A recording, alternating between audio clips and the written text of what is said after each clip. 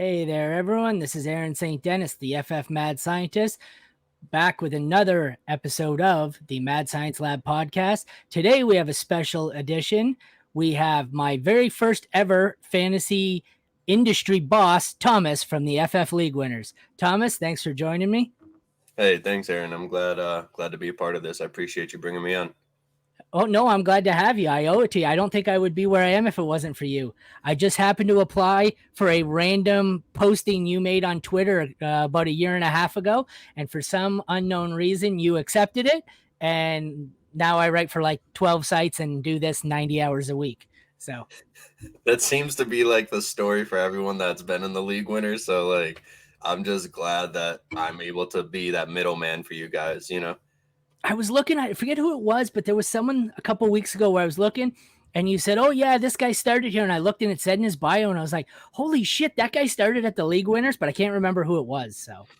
Yeah, it was like Alex Caruso started at league winners. I think it was Yeah, before that's who it was. that. It was Alex Caruso. We were Yeah. talking about the TikToks or whatever, or Yep. Instagram, something like that. And I looked and it said, his videos were from him at the League Winners. That's who it was. It's amazing where people start out. Yeah, that's what's great. And now I think you work with Brandon Hay at DLF. He also started at the league winners Yeah, as well. you mentioned that too. Yeah, Brandon was on the podcast last week. Last week or the week before for his My Guys. He was one of the first people on the pod. So, would you like to tell everyone where they can find your work? Yeah, absolutely. You can find me at Twitter at ThomasCP_NFL. You can find all the fantasy stuff at Fantasy Football, the League Winners, theleaguewinners.com. You can find my NFL stuff. I cover the New York Jets at Gangrene Nation, where you can see my interviews with players or coaches, or you can see me at Jets X Factor for breaking news and other stories on the Jets. Awesome. All right. Well, thanks for joining me. I guess we'll get into it now. Let me bring up my cute little graphic. Hopefully, I forgot to check this one because I was coming right off another podcast. So let's hope this one's correct. My very first podcast in this series, I brought up my Denver Broncos graphic and realized I had cut and pasted the wrong roster and had to start the show over. So hopefully this one works out well. It looks pretty good. Yeah, it looks good. Okay. We'll start off with hopefully a pretty easy quarterback room to decipher. They spent all that effort and all that capital to get Aaron Rodgers over. He's got to be the starter, which means, do you think they keep them? I guess the more important question is with Zach Wilson there, you think they keep him as a backup or they move on and try and get something from him, like get some capital out of him? So everything that I've been hearing is that the Jets want to keep Zach Wilson at least for this year to kind of see how he develops under Aaron Rodgers.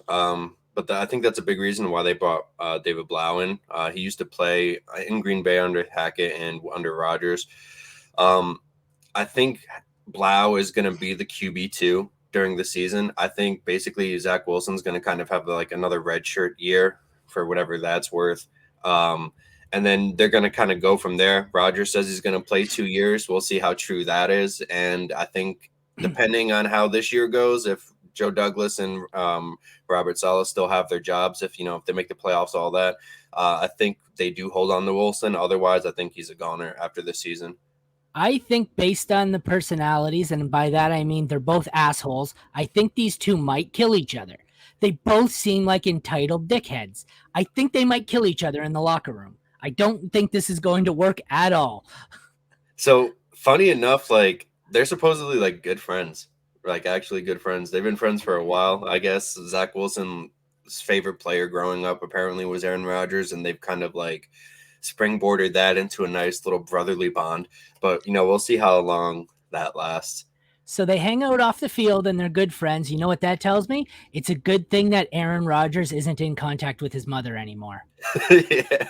Because that could only end poorly. All right, I think we've spent enough time on a pretty ridiculous quarterback room. Okay, my last question. Everyone seems to think Aaron Rodgers being there is going to be a huge bump. I think Rodgers is pretty washed up. Do you see it being a huge bump to the pass catchers? I don't think he's any good anymore. So in terms of like end goal Super Bowl type things that everyone's talking about, I don't think he's good enough to like leap the Jets into that category. Kind of seeing the Jets in the top 10 and top 8 on rankings now is kind of like ridiculous to me, considering how they finished last season. That being said, Rodgers did suck last season, but he broke his thumb in his throwing hand, so I'm kind of giving him a little bit of leeway. But with that said, outside of Garrett Wilson, the Jets don't really have anybody else that scares you. Alan Lazard is he's a versatile guy, but he's not beating, like, he doesn't get separation. He doesn't really beat anybody. He's basically a poor man's Juju Smith, in my opinion. And then we have Michael Hardman, who could be okay in the K gun, but that stuff kind of like remains to be seen. So the only person I think it gives a huge bump to is Garrett Wilson. But other than that, like, I don't really see too much. See, that worries me, the wide receiver room, but we'll get to that in a minute. First, we'll come back to that. The running back room here, I find extremely intriguing. Breece Hall is the obvious number one, but like, I came from healthcare. I'm not a doctor, but I don't think Breece Hall has any chance of being ready for the first month of the season. And I think it's mid-season by the time he's up to full speed, which brings me to the backups. I find all three of them intriguing. This is 3 years in a row they've drafted a running back, and 3 years in a row they've drafted a back that I was pretty high on. Michael Carter I liked. Zonovan Knight I was the lowest on out of the three, but Izzy Abanikanda I even liked. I think all three of these could have a shot, and someone is going to be much more useful in redraft this year than we expect, just based on, I don't know how much Breece Hall is going to do in the beginning of the season here. Yeah, and a lot of things that kind of gets swept under the rug too is that Hall didn't just have an ACL. He had a meniscus along with that ACL. So that's kind of something that people don't talk about as much for whatever reason. In terms of the running back room, I think Michael Carter is going to be like your typical third down back. They tried giving him the workload for the 1-2 down punch last season, and it just didn't work out. So he ended up settling as a third down passing back. We'll probably see him similar to J.D. McKissick's kind of role. When it goes to that backup, like the backup behind Breece, it could be a toss-up between Knight and Izzy. Personally, I would go with Izzy. I mean, Zonovan Knight's a great story coming as a UDFA and, kind of sticking a little bit last year. But to your point, I love Izzy as well. He killed it in college. I think he's Andrew Golden of Jets X Factor considered him like a finisher. So like at the end of the game, after Breece Hall puts in work or whoever, Izzy comes in and he finishes the game, kind of thing. You know what I mean? So I forget his exact stats. Didn't he run? Was it 1,400 or 1,800? He ran for an insane amount of yards last year at Pitt, but I can't remember what the exact number was. But it was just ridiculous. Yeah, it was. That's why I'm like, that they got a good pick in day 3. I'll take that for a backup running back. I think Izzy, I mean, the way I would see it, I would hope that Izzy gets first run in the offense, like to start the year. But considering the way that the Jets coaching staff operates, I wouldn't be shocked if we see Knight and Carter kind of in a 1-2 role and then Izzy coming on later. I think I'm going to be in on somebody in this offense besides Breece Hall. I think this running back room, Knight, Carter, Abanikanda, I don't think any of them go inside the top 12 rounds, 10 rounds, maybe Carter, 8, 9, 10.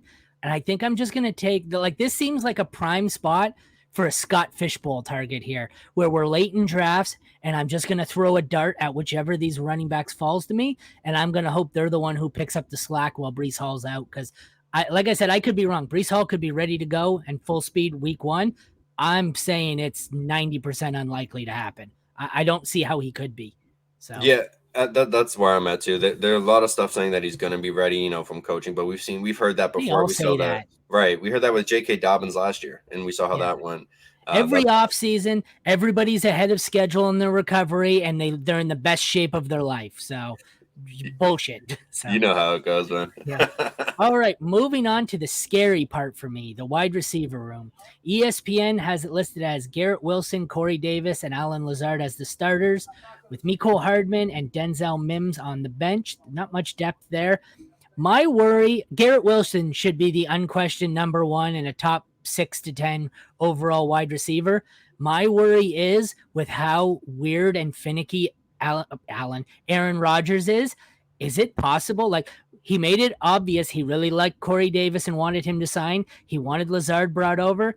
Is it possible he just goes back to his old buddies who he has a rapport with, and we see Wilson take a little bit of a hit? Like, I'm not saying he's going to be wiped off the map, but this seems like a Rodgers move here, where he just does dumb things we don't understand because he's picky.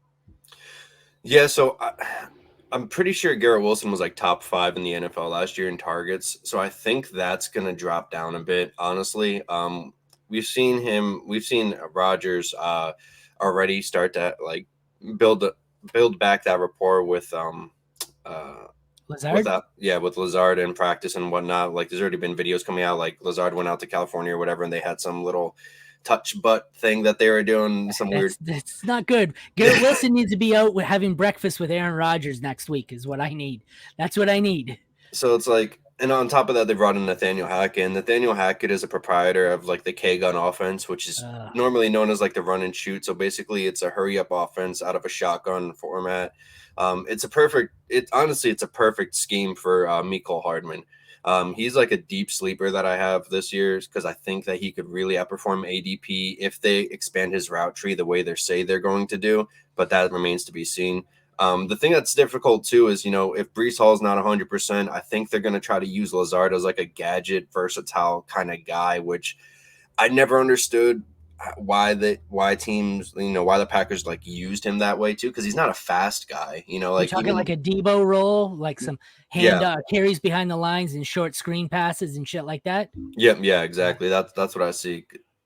Well, he's got the speed for it. I'm just not sure if he has the talent. But like I said, this wide receiver room, Garrett Wilson should be the unquestioned king here, but who knows how it's going to play out. And then you've got Davis, Lazard, and Hardman, where I have no discernible order for them. They could, even Mims, I guess. I think Mims is by far the worst, but Davis, Lazard, and Hardman are all pretty much bunched together as wide receiver 2A, B, and C for me. So Yeah, I don't disagree. I have a feeling that Davis might be a cap casualty at some point.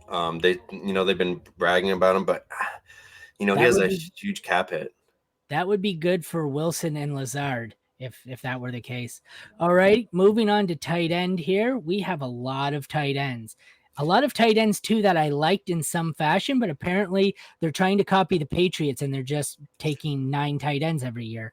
We've got CJ Uzoma. They didn't have it set as Uzoma. It was Uzoma / Conklin. They had 2 tight ends in their starting lineup. And then there was Zach Kuntz and Jeremy Ruckert. I was really high on Zach Kuntz. This is not the landing spot I want for him. This pretty much buries him. And same with Ruckert even. I liked Ruckert last year. I thought he had some talent, but there's too many tight ends here. And even if they're running 2 tight end sets, which is a possibility with this wide receiver room, it's got to be Uzama or Conklin. I don't really know if I have a preference. Maybe Conklin. What are your thoughts on this tight end room? Yeah, if we're gonna go for somebody that's gonna be like for fantasy purposes, it'd be Conklin. They tried to use Azoma as a blocking tight end, and that did not work. He posted some terrible numbers as a blocking tight end. That's why Conklin got a lot of run towards the end of the year. I'm surprised they drafted Kuntz. I mean, he's an athletic freak, so I guess they're trying to tap that potential. But it's kind of weird. I think Rucker is in line to eventually replace Uzama. Rucker's a great blocking tight end. He grew up a Jets fan. So that'd be a nice kind of story for him. But tight end wise, I'd pretty much avoid everybody but Conklin. But at the rate he's going in drafts, I'd probably would avoid him too. He had some good stretches last year. I remember drafting him in the last round. Oh no, you know what? He was on waivers, and I forget who I lost. I lost my tight end. I had Cole Kmet, and after 2 scoreless weeks with Cole Kmet, I picked up Conklin, and Conklin carried me for a month to the point I was getting trade offers way above what he was worth, and then he just disappeared for 8 weeks and then came back for a few good weeks. So I would agree. I think Conklin's the guy I would have here, but I'd like to steer clear of this unless Kuntz or Ruckert really developed. All right. So my next question will be for redraft purposes, out of all the people on this chart, who is one you would be targeting at what you expect to be their current cost? At current cost, or what you expect to be their cost? What I expect to be their cost for redraft, I'd probably go Garrett Wilson. He's just the safest bet in this entire offense. I mean, I would have chosen Aaron Rodgers based on ADP, but I don't even have faith in him really. I'm going to go with the young wide receiver who put up excellent numbers with 4 different quarterbacks throwing him the ball last year. This time he's going to have somebody who's going to be a first ballot Hall of Famer throwing him the ball. If he can get even, half of what Devontae Adams' production was. Okay, that's a little hyperbolic, but if he can do it basically, if he can play basically the Devontae Adams role for Aaron Rodgers in this Jets offense, then he's going to be easily a top 10 wide receiver, and I'm expecting him to be this year. See, I like Wilson. I just think he's going to be by far the most expensive, and the situation scares me. I think at what I expect to be the cost, I'm going to take one of the three backup running backs in last rounds of drafts and just hope that I catch lightning in a bottle and Hall takes longer to come back than I would have expected. Rodgers, I think it's just a personal hatred for Aaron Rodgers, and I just won't draft him. Brees Hall, I love. Injury scares me. Garrett Wilson, I think, is going to go really high. So my next question would be, who would you avoid? At ADP, I'm avoiding Brees Hall because he's still going ridiculously high. And sure, he could come back week one. Even if he does come back week one, who knows if he's healthy for week one? You know what I mean? Yeah. And then at that point, you're just messing with a whole lot of variables. The numbers aren't really on his side, despite some people trying to suggest that it is. But he doesn't have a clean ACL tear, as we discussed earlier. So that kind of muddies some things, and I'm just going to stay away from him. If he was going down, like if the ACL tear and the meniscus problem like was incorporated into his price, maybe I would buy in, but it's not. So No. he's still going as like a top 5 back, I believe, or something like that. Yeah, like I get in Dynasty, he's going in Dynasty startups in the first round. I get that. That's fine. But in redraft ADP, I mean, I get there's some best ball out there, which is what I'm using as redraft ADP. He's going still late first round. I'm not paying first round for a guy who may miss half the season and maybe half speed for the rest.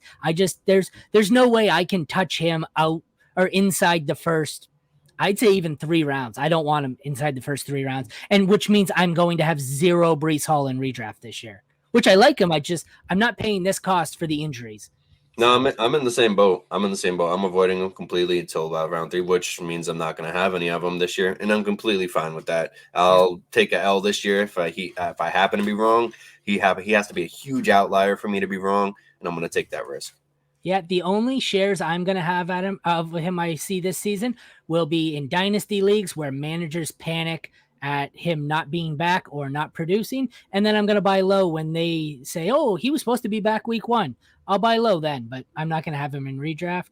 My final question would be sleeper. Do you have a sleeper on this team? Yeah, my sleeper is probably going to be Hardman. If not Hardman, one of the running backs. But since the running back room is pretty messy too, I'm just going to kind of go with Hardman here. As I said before, he's still a young guy. He's not an injury-prone guy, despite some people saying that because he missed last year. He played in all the games before that. And I've mentioned before, he's a perfect fit for the K-Gun offense that Hackett's planning to run with the Jets. He's going to be the guy in 3 wide receiver sets. He's supposed to be expanding his route tree with the Jets. That's a big reason why he apparently signed with the team.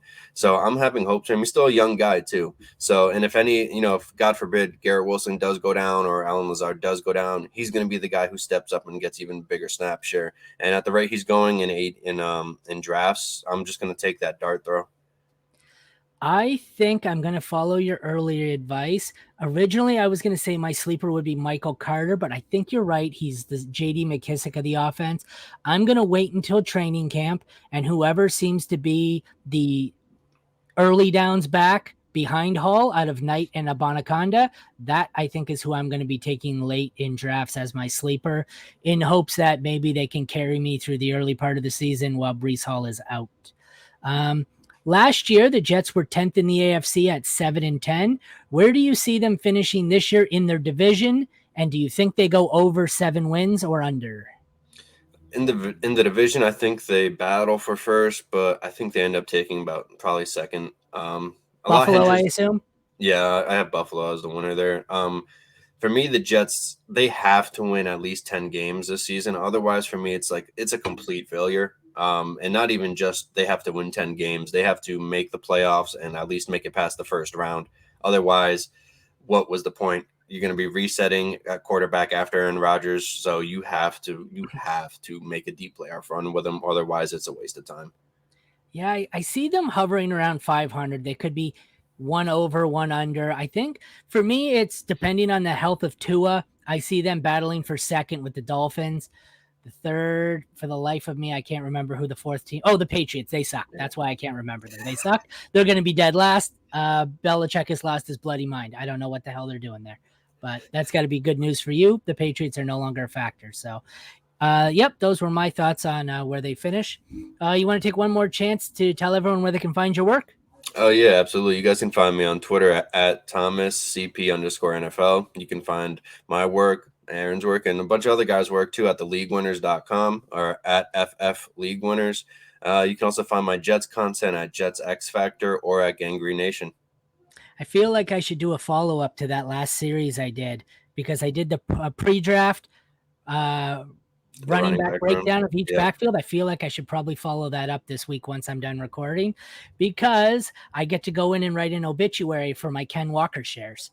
Oh man, that had to have been rough. I know so many people that weren't happy with that pick of. I bought low on him everywhere last year when he was out injured, and I said, "Great, going in." I'm going. He's my RB1, at least RB2 in Dynasty. I love it. There's no way. And then, sure enough, Zach Charbonnet. I don't think it's going to be as bad as they think. I think Charbonnet is going to be the backup. So I'm still going to try and buy some more shares while people are freaking out, but I'm not thrilled about it. I'm not thrilled. That's for damn sure. So. It's funny because I was actually talking Brandon about Kenneth Walker possibly being like one of the only workhorses in the NFL prior to the draft, like opportunity to be a workhorse, and that kind of got the rug swept under for that. So that kind of sucks. Fuck Pete Carroll. That's what my philosophy is. But I'm a Saints fan, and he ruined all our playoff runs. So, alrighty. This has been my thoughts on the New York Jets with Thomas from the League Winners, where I started out. Continue to check in daily for the next edition of my thoughts on my team. Not sure who we have scheduled for tomorrow yet, but there will be someone every day all the way through to the end of May before we start up our next series. Once again, I'm Aaron St. Dennis, the Mad Scientist, and thank you for joining the Mad Science Lab podcast. Take care, everyone. Thanks again, Thomas. Yeah, no problem.